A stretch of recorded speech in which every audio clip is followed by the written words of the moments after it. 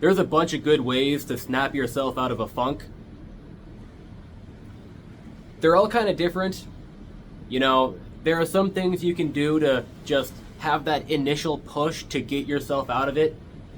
But then also you have to keep in mind the more long-term strategies of like slowly over time changing your life in a way that you would kind of circumvent getting into a funk in the first place.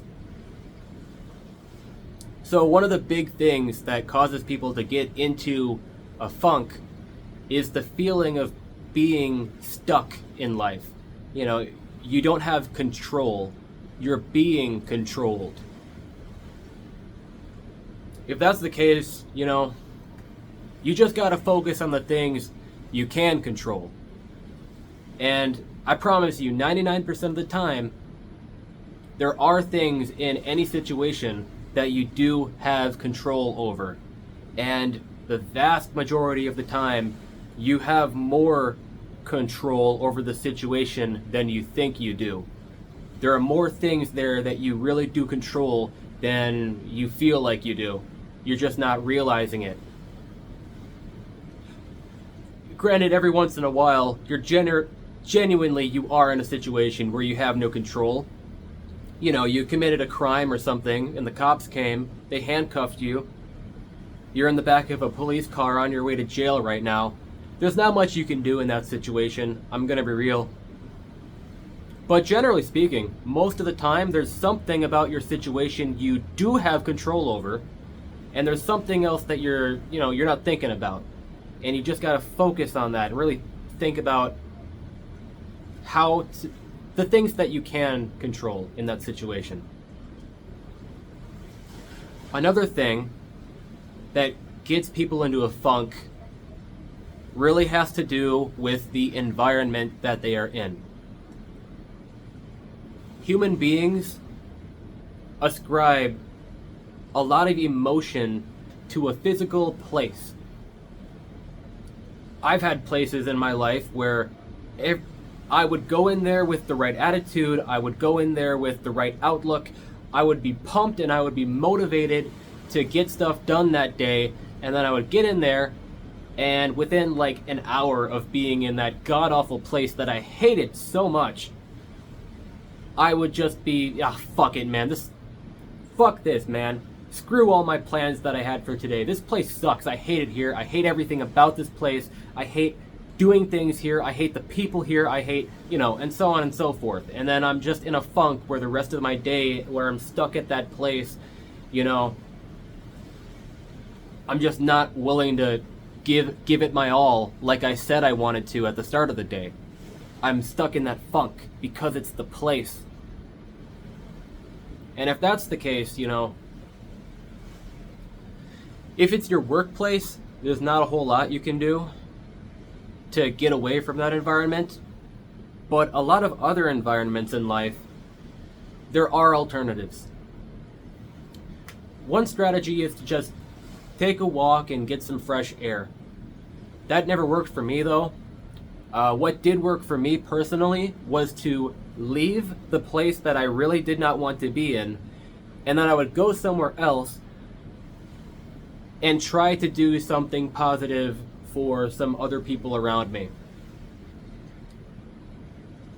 Like, growing up, I had relatives who lived nearby, and if I just did not want to be at my house at that point in time, then I could just walk over to my relative's place and I could have a nice, fun conversation with them, and I could try to get to know them a little more, just try to have a good conversation with this family member, this relative that I have, who I don't typically spend much time with other than that. Or I would take a walk, but instead of just walking around aimlessly, I would take out my phone and I would call my grandparents, who lived a good 3.5 hours away. Having a little bit of surface level social contact with a person that has nothing to do with the area and the situation that's causing you to be in a funk, having a little bit of social contact with them can easily just snap you out of it and get you into this whole new kind of mental state where you're fully engaged in this thing that you do care about, that you do feel positive about, with this person that you genuinely do want to talk to.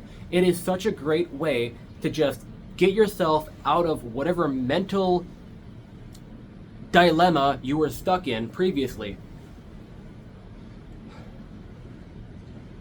What else? So in the past for me, one thing that has really worked is to maintain momentum from having achieved something else prior.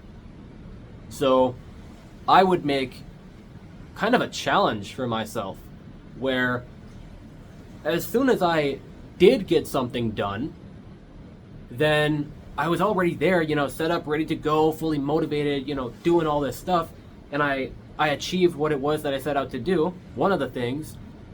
So from there, since I'm already there doing it, I would then push myself to go on and do more of that thing. And immediately, without taking a break, without going and doing anything else, I would just move on to the next thing on that to-do list. It was a great way to help get things done in the day. And being productive is one of those really fuzzy feelings that can make you feel a lot better about the place that you're in and the things that you have to put up with. Not to mention there's a bunch of small things in there too that, for me, I love making a to-do list. I love, specifically, the feeling of putting something on there and crossing it out. Even if it is the tiniest thing ever. Like, alright, I've woken up. From the moment I've woken up, I've decided what I'm doing today. Step 1, shower. And then as soon as I'm done showering, I go to the checklist and I cross it off. Yeah! Oh, I got one thing done today. Woo! Time to get going on number 2. Let's go! It's such a good feeling to cross something off on a to-do list. And a lot of the time, it really helps with that feeling of being productive, which can snap you out of a funk, because as you go on throughout a day, you oftentimes just kind of forget what you did that day as you're still living that same day. So, you look back on it and you're like, oh, what did I do today? Right before going to bed. What did I even do today? What did I accomplish? And you only ever think of like 2 big things you did that day. Oh, I did this. I guess I did that. Whatever, time to go to bed. But if you have a to-do list, then you literally have the whole list of everything you did that day. And don't be afraid to just like throw an extra thing in there just for the sake of then immediately crossing it off. I do that all the time. I have all the things I set out for myself the day prior on my to-do list, but then as I go through the day I realize, oh, I can go and get this other thing done that I wasn't even thinking about at all. And since I'm already in that momentum of getting stuff done from getting other things done, I can carry that momentum forward, get other things done that I had no intention of having on my to-do list at first. And then I go to my to-do list, and at the bottom of it, I put the thing that I just did, and then I immediately cross it out a moment after. And I'm like, yes, because I got to cross something off on the to-do list, and it just feels so good. Yeah. So that's what I typically do to snap myself out of a funk. I try to change my environment a little bit and talk to somebody. I try to focus on being productive and like keeping my momentum going through the day.